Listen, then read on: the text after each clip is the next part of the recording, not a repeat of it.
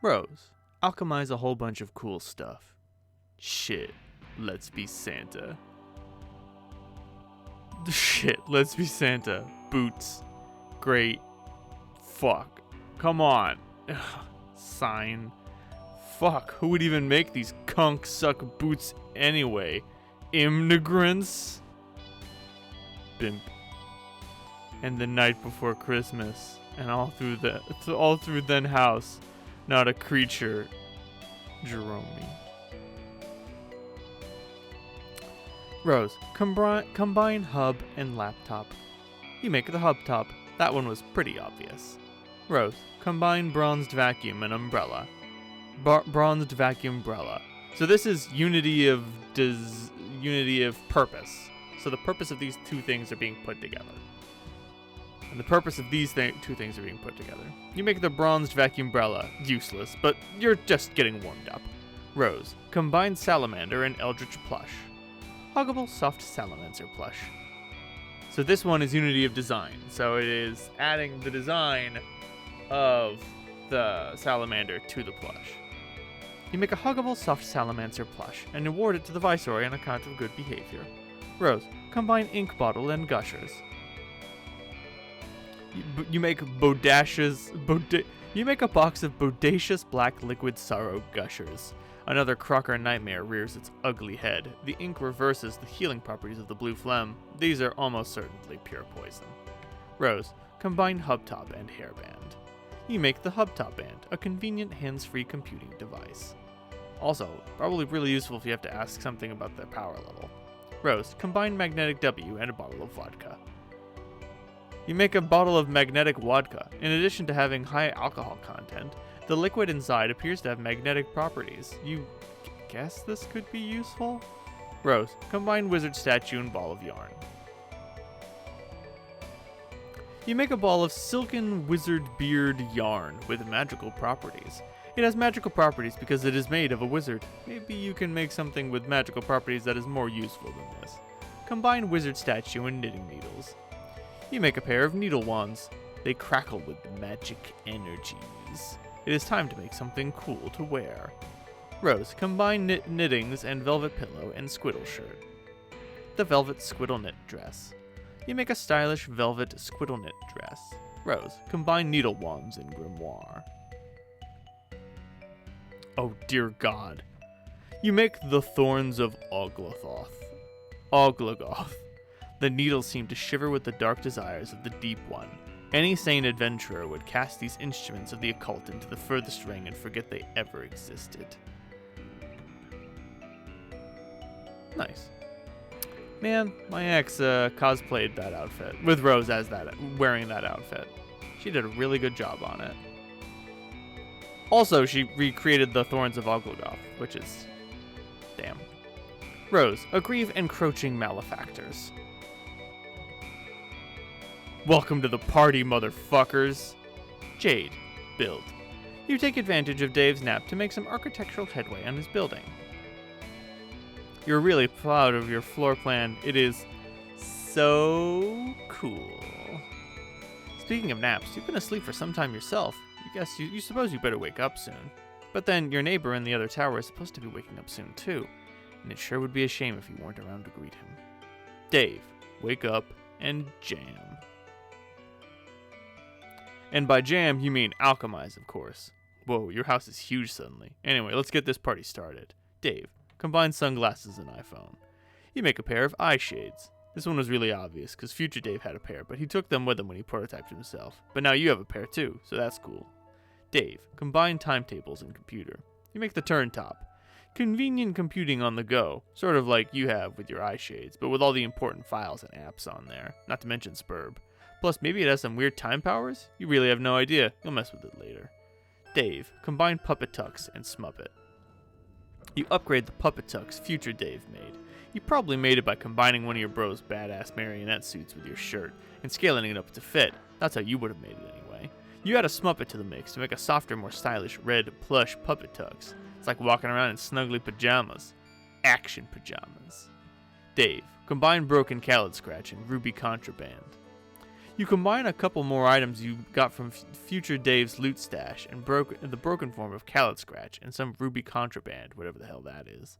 The resulting item costs a fortune. You have no idea what it is, but you can preview it with the holopad. You momentarily reconfigure your Alchemider's upgrades to make use of the holopad extension. You pop the card into the slot and check it out. The combination would produce the Broken Scarlet Ribitar. Dave, combine whole Khaled Scratch and ruby contraband. Out of curiosity, you try it again with a whole sword. You dial back Khaled Scratch a little turntable, rewinding the sword to a point in its history before it was broken. You then combine it with the red frog thingy to show the complete Scarlet Ribitar. There's no way you can afford to make that yet. It costs even more now. Maybe you'll stick to combining items around your house for now. Rather than stuff from your future Silodex, it'll be less confusing that way. Probably less expensive. Dave, combine shitty sword and Hellajef drawing. Sword. You use one of your bro's really shitty swords from the fridge and a printout of Hellajef to make a sword. This thing is so unspeakably shitty, you have a hard time even holding it. Come on. Dave, combine Snoop Dogg photo and mini AC and Khaled Scratch. You make the Snoop Dogg snow cone machete. When foes drop it like it's hot, just turn up the Blizizzle nozzle so they chislax for rizzle. Dave, combine skateboard and Hellajef drawing. You make the Unreal Air. And there it goes. It's ridiculous that kind of air this thing's getting. Dude, come on, get the ruler. Check this out. Yeah, that thing's not coming back. Dave, make another one. You just make another one. You quickly stash it in your card so it can't escape from above. Dave, combine Game Bro magazine and timetables. Oh, Jesus Christ. A vintage Game Bro. Exclusive bro strategies. The hottest secrets. Challenge your thumbs to the maximum. Outrageous video stunts at your fingertips. Where are all the secrets? In here, bro. You turn back the clock and make a vintage Game Bro. You think you remember this one from your bro's actual stash. It's a classic. Dave, combine Batarang and Midnight Crew poster. Sudarangs. You make a whole pile of Sudarangs because they're really cool and pretty cheap. Alright. Dave, combine plush Puppet Tux and Midnight Crew poster. You make 4 aces suited. You aren't really sure which one you like better. The red one's softer, while the black one's sort of stiff and starchy. Anyone wearing this suit's all business. Maybe you'll switch it up as your mood dictates. Dave, combine plush Puppet Tux and felt poster. Felt duds. This would make the felt duds if you had some of that green grist. Dave, combine Smuppet and felt poster. You make a jutting out and impudent felt plush. You do an acrobatic fucking pirouette off the handle into its heart, and he into yours. Combine Dead Things in amber and Smuppet. You make a foam mutant Smuppet encased in amber. Now we're getting somewhere. Combine Dead Things in amber design. For the sake of science, you or combine them instead of and combine them. You make an amber mutant Smuppet abomination. So cool. Now this is how you make shit work. Egbert and Lalonde should be taking notes. Dave, combine Fetus and Jar and Mr. T puppet. You make the foam fetal Mr. T in a jar. Another back-breaking victory for science. You're looking pretty chill with your new freak show entourage. The underlings all look kind of put off by it though. You're kind of weirding them out. Dave, combine camera and a capture log card. The Capturoid camera. You make the Capturoid camera. You can use it to snap a ghost image of any object without capture logging it. Spit out a brand new capture log card every time. Could be a useful way to take a large inventory of anything you encounter without cluttering up your Silodex. Also for grabbing codes for stuff you can't ordinarily pick up. Dave, take a photo of self. You take one of your patented, ironic, cool guy self-portraits. Man, so cool. That's really all there is to say on the matter. Dave, combine Fetus in a jar and self-portrait photo. Dave's brain in a jar. That would apparently make Dave's brain in a jar. Gross. It costs a king's ransom though, because of course the organ is virtually inimitable. Doesn't stop you from capture logging its hologram though. Capturoid the hologram of your own brain. Okay, that's probably the weirdest thing you've ever done, but okay. Dave, combine Brain and Sweet Bro and Hellajef drawing and Capturoid camera. You make the Sweet Bro and Hellajeffifier. Finally, something useful. It costs you negative 1,000 units of artifact grist? Dave, try it out. Snap. Bro, where'd you go? I was gonna show you my chops. What, dude, are those wings? Time to fly up away to the sun, you fucking piece of garbage. The only thing that's left to really do is watch wet-ass hole fall. Looks like it automatically prints out a sweet bro and Hella Jeff comic in some way related to whatever you take a picture of. That should save you a lot of time, specifically the 5 minutes it takes you to draw such a thing. You're a busy guy, you know. Dave, make copies of Rose's journals. Don't forget the most important thing you came here to make. Gotta get you Snoop on. Dave, take a look. Meow and Complacency of the Learned. One is titled Meow, the other is titled Complacency of the Learned. Gee, you wonder what could be in Meow. Dave, read it. Huh. To no surprise at all, this book is full of more meow letters. Looks like Rose is totally nuts. Well, what else is new? You guess we'll try out the other book. Looks like it's some sort of creative writing project. Dave, read Complacency of the Learned. Oh, dear sweet Christ. Alright. Fricklish bothered his beard, as if unkinking a hitch in a long silk windsock. A more pedestrian audience would parse the exhibit as a nervous compulsion, behavior to petition contempt among the reasonable. He was, however, not surrounded by the reasonable but the wise, a distinction in men that would forever be the difference in history's garland of treasured follies. As a matter of fact, his cadre of fellow wizards were all putting similar moves on their beards as well. The practice would evince thoughtfulness, sagacity even, if they didn't do it all the time. Standing in line at the bank, shooing squirrels from bird feeders, few occasions were safe.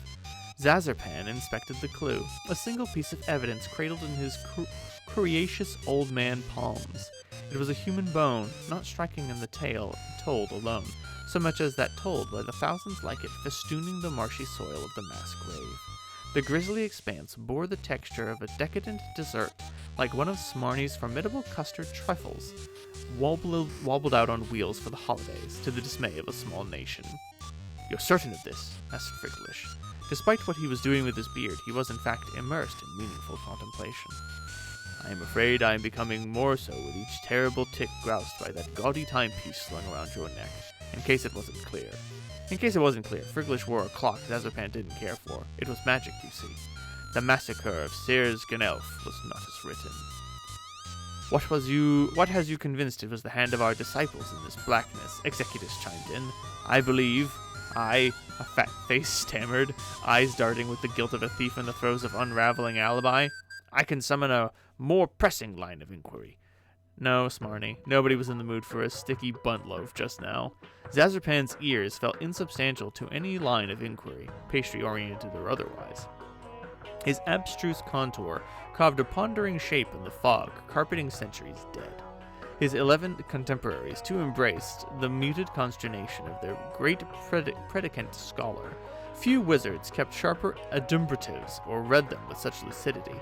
When Zazarpan treated men with silence, it was seldom unrepaid by the wise and reasonable alike.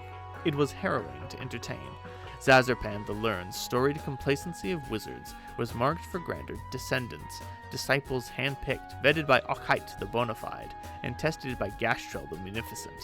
The 12 sweetest, most studious children that a pair of elderly eyes could give them sparkle. Not the ragged gutter snipes so oft harvested by the common obscenity, those vituperative little beggars with hearts to corrupt as dropped bananas brown. That these chosen youngsters would turn was not merely unthinkable, but something of a roundhouse to the temporal bones of the upper indifference's high chamber of soft-skulled prophets. His wisdom-savaged brow pruned further with recount of his many lessons to would-be successors, lessons to advance humanity's elucidation and prosperity, and out come this bleak trail now painfully obviated. There were few puzzles the learned could not suspend and dissect in the recondite manifold beneath his extremely expensive pointy hat, daring to pitch his cherished pupils in with the foul melange of history's rogues, the heretofore abstract scourge that built up civilizations with ungodly magic and tore them down with joyful malice, would prove an intellectual trespass to make his calcium-deficient bones quake. And more daring yet, was the only question that now mattered. Could a bunch of bearded, scraggly old men in preposterous outfits hunt them down? He didn't have an answer. Only a simple observation, so blunt and uncharacteristically jejune for the lauded sage, it was breathtaking in its self-evidency. "We're going to need more wands." Wow, think of something better. This wizard story seems really involved and kind of confusing. You'll have to save your place and dig into it later. Then maybe ask Rose what the hell the deal with it is? Dave, go get a bookmark. You return to your room in search of a bookmark. Oh hey, finally used for that pointless juice-stained beta that will never serve any purpose, past or future. You drop it in the John in case you're looking for some reading material later. Dave, check on Rose. Dave, Pester. Whoa, why are you burning your wizard fanfiction? I'm not. This book contains a genetic code. Oh, okay, then why are you burning that? The gods from the furthest ring asked me to. Is that some dumb wizard shit that you just made up? Or something to do with tentacle monsters? I can't keep track of what you like anymore. How do you know I wrote a story about wizards anyway? John told me. He was all snooping around your room while you were asleep, and I was like, nah, man, don't. So not cool. Then he was like, haha, dude, check it out. This book is full of wizard slash. And I was like, I don't even want to know. This is such a crazy violation of privacy. Your story sounds suspicious. Do you want me to chew him out about it? I will, because that was so outrageous. I don't know where he got off being like that. No, I don't actually mind. Too bad I missed him. I thought you hated wizards. What's the deal with that? No, I thought you hated wizards. What's the deal with that? No, I like wizards. What I don't like is my mother's obsession with feigning interest in them to antagonize me. Oh man, that's so messed up. That you think that. She probably digs wizards for real, just like you. And you're blowing shit out of proportion, like pretty much always. You and she could probably have been chatting up how awesome wizards were this whole time, but nah, you're probably burning your nutjob meow book to spite her too, aren't you? No, I told you. It's one of the gene sequences locked in my subconscious. The gods say it's critical to destroy it. Oh yeah, I thought that was a joke. When did they say that? When I was asleep. You mean when you were dancing and stuff in our dreams? Yes. When I flew to your tower, I heard them. They're far above in the dark sky. I've never seen or heard those things in my dreams. Aren't you often distracted by music and puppets? Yeah. Have you ever looked into the sky without your shades? No, what a ridiculous question. Maybe you should try it sometime. You're the Prince of the Moon. I'm sure they've been meaning to seek a royal audience. What do all those dots mean? I don't know. Anyway, yeah, I guess I'll do that. Get some sky monsters to boss me around sounds cool. Dave Sprite, also Pester. So really, why are you burning that? I just explained this to other Dave. Do I have to explain everything to you twice now? No, I know. I'm using Dave's spare computer. I saw the whole conversation through his Pester Chum account. Oh, I see. So instead of having to double explain, I merely have to put up with being double spied upon. What a relief. I just mean, you didn't burn that book in the future. That book was completely pointless. I know, but now it's not. You appeared to make it relevant by traveling into the past.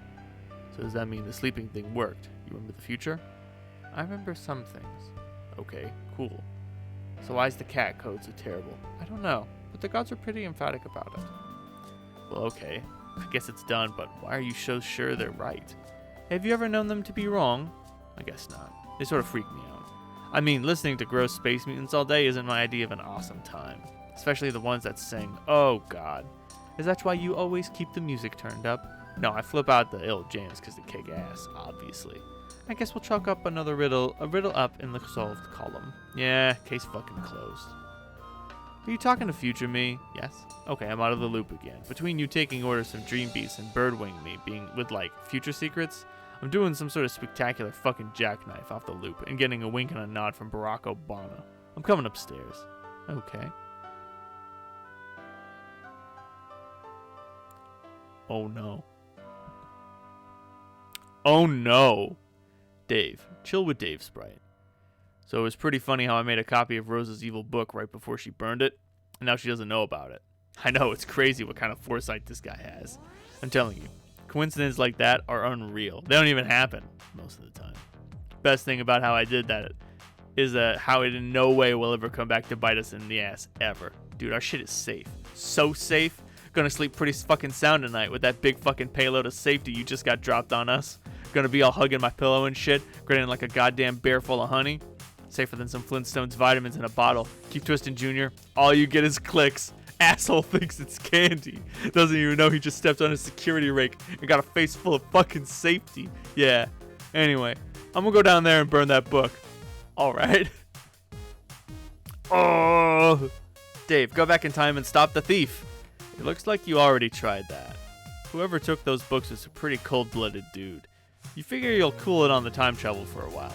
Don't want to see the Dave corpses start to pile up, especially if one of them winds up being you.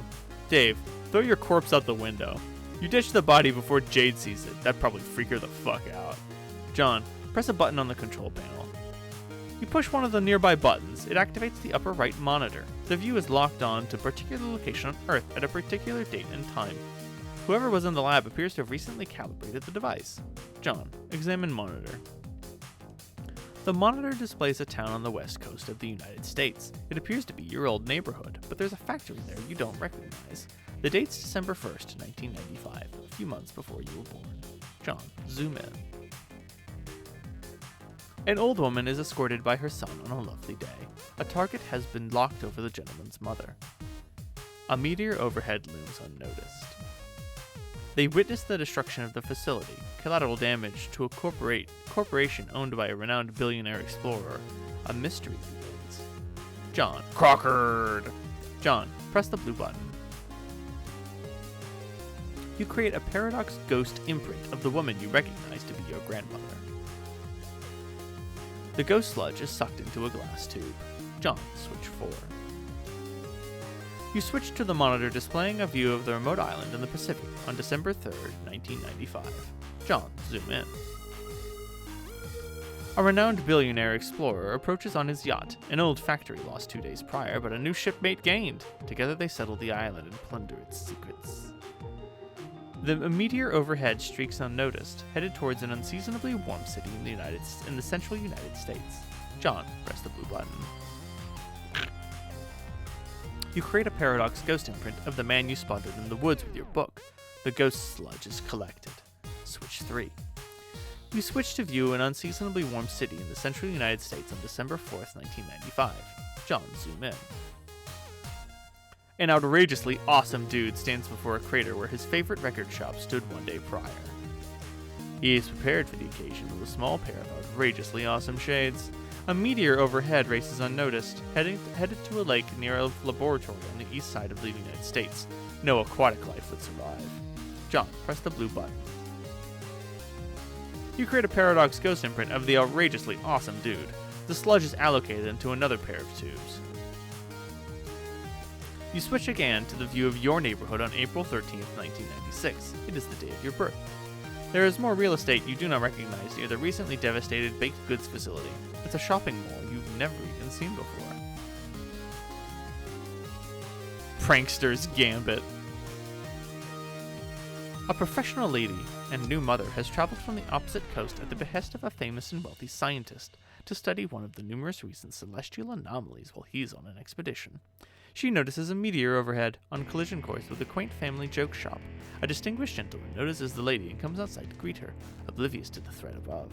The gentleman's mother remains inside, busying herself with a tall bookshelf, a ladder, and a rather hefty unabridged joke book. An old mother lost today, but a new son gained. Sassacred!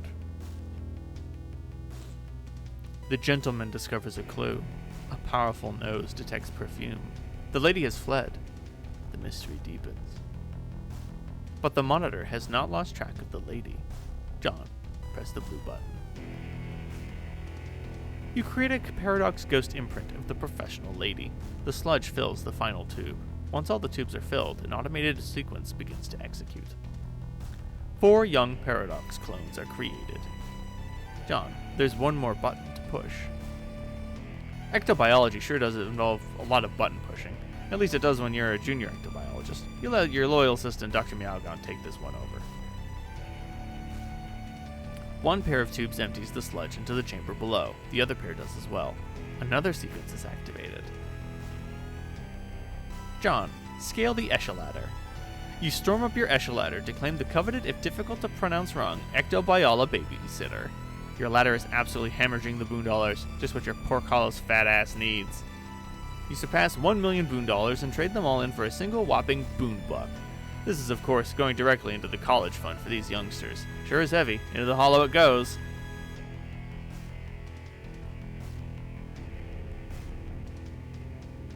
Oh no. Navigating the Vale nearby. An old man has much to do before he returns to Earth, dies, gets stuffed by his adopted yet biological daughter/granddaughter, and stuck in front of a fireplace. Taking priority at the moment is shipping 2 passengers long overdue for a reunion.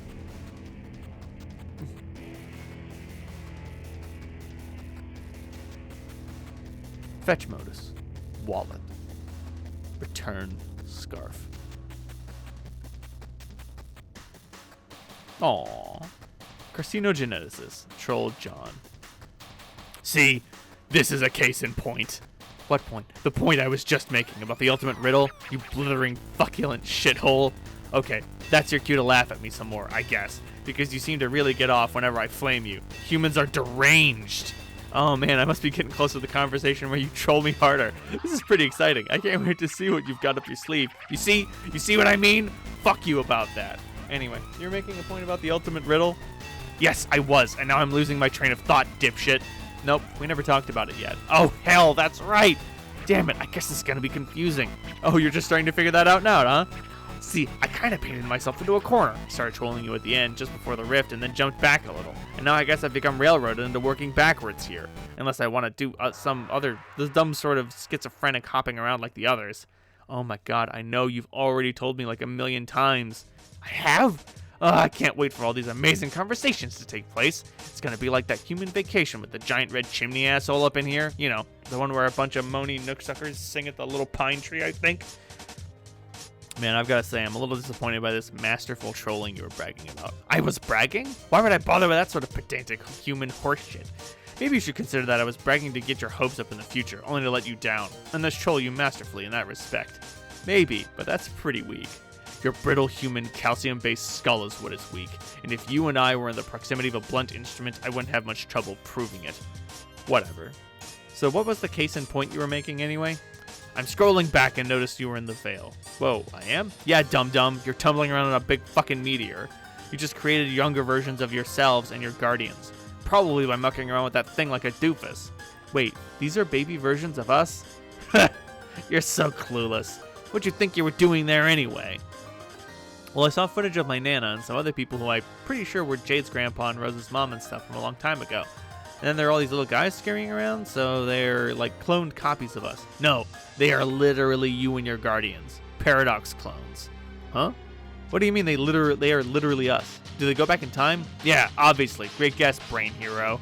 But technically they aren't even sent back in time, because with respect to the medium in your universe's timeline, it's meaningless. Seriously, why would it give a crap about Earth's past or future or whatever? From its perspective, it's just a bunch of points to choose from. Just like your chronology is from our perspective. But I guess it's a bunch of semantics. With respect to your personal chronology, yeah, they go back in time. A paradox clone is by definition a correctly cloned duplicate that will inevitably go back in time and become the original target that was cloned. If it's a malformed clone, it's just a meaningless mutant that has no bearing on the stabled loop continuum. I don't see any tentacles or extra eyeballs or warped bone bulges, so those gross little things there are all you guys, waiting to go to Earth and grow up to become an insipid bunch of grub-fisted douchebags you all are now. And this was the point I was trying to make about the ultimate riddle. What's the riddle anyway? Maybe I can guess? I'm pretty good at riddles. Think again, ignoramus. It's not even that great. Or even much of a riddle at all. In the course of your adventure, you encountered all these fragments of like weird poems and shit. You find them along your quest with clues and stuff buried in them that help you solve puzzles and move huge stone columns and make staircases appear and lots of nonsense like that. It's all masked in this flowery sort of frothy poetic jackassery that nobody really cares about. And I sure as hell don't care about spoiling it for you. But what all these lofty symbolic allusions boil down to is some grander statement about what you're seeing happen here. That they were always the key to seeding your own existence throughout the game. And any hope it could have played out differently or that you could have avoided this whole mess was always just a ruse. A distraction, perhaps? What? Never mind. Because if it didn't go down this way, then how were you even born? Get it? Which is especially pathetic since Paradox Space apparently went to all this trouble to make you just to have you fail and die. Really, there's nothing more tragic than these null sessions, full of kids entering the game and fulfilling some cosmic destiny shit just to get wiped out and leave behind an empty, pointless insipisphere for all eternity. Actually, it's sort of hilarious. Or it would be if it didn't affect me personally. But anyway, there's a lot more to riddle than just that, like what we were just talking about last time we talked. But that's sort of the gist of the themes it deals with. Okay, well if I run into some salamander who tells me about this riddle and gets really excited about it, I'll try to act surprised. So this is the same kind of thing you went through? With like being your own paradox clones and creating your own parents and stuff? Yeah! How does it even work with 12 of you? It was really fucking complicated and I'm not going to get into it. Our family structures are already way more complicated than yours, even without even getting spooky time slime involved. Basically, we have nothing in common whatsoever, except maybe this. I was the guy in your position to make all these clones, and frankly, it all kind of freaked me the fuck out. Yeah, I guess now that you mention it, I am finding it all a little strange. Oh, only just now? Fuck, you're fast. I hope you get the mad boonbucks to pay off those speeding tickets. No, I mean the ghost stuff at Paradoxes are one thing, of course. It's something else. It's just, this is really weird. What's so weird about it? Well, normally humans hatch from these slimy pods, then we wriggle out as little pink larvae. Huh? Really? I guess maybe we have more in common than I thought. Maybe those really are mutant clones and they don't come back to siege your planet? Sure. Hell, I'm confused now. Not that I give a shit about you and your pointless awful lives. Hey, I have an idea. Why don't you get back to me in a few minutes? I mean, like a few minutes of my time, not yours. All of these little pink monkeys are getting way out of line, so I have to tend to them. If you message me in a couple minutes, we can continue conversing in a sane, linear fashion for a change. Okay. And then after that, you can keep going backwards and making fun of me ride my little red rocket. You can tell me I'm a little silly Paradox clone fresh out of my slime tube, and this is just all a big nursery time recess jamboree. That burned me pretty good. Shit, that is pretty good. But I can't use it because you said it, and then later, i.e. right now, you'd get the satisfaction of knowing you were the one to come up with that burn. So you're dealing with a pro. You can't out-troll me. Just forget about it and stop trying. John, tend to the little pink monkeys. They're scrambling all over the place. They appear to be preoccupied by some of the objects littered around the lab. At least it's keeping them busy.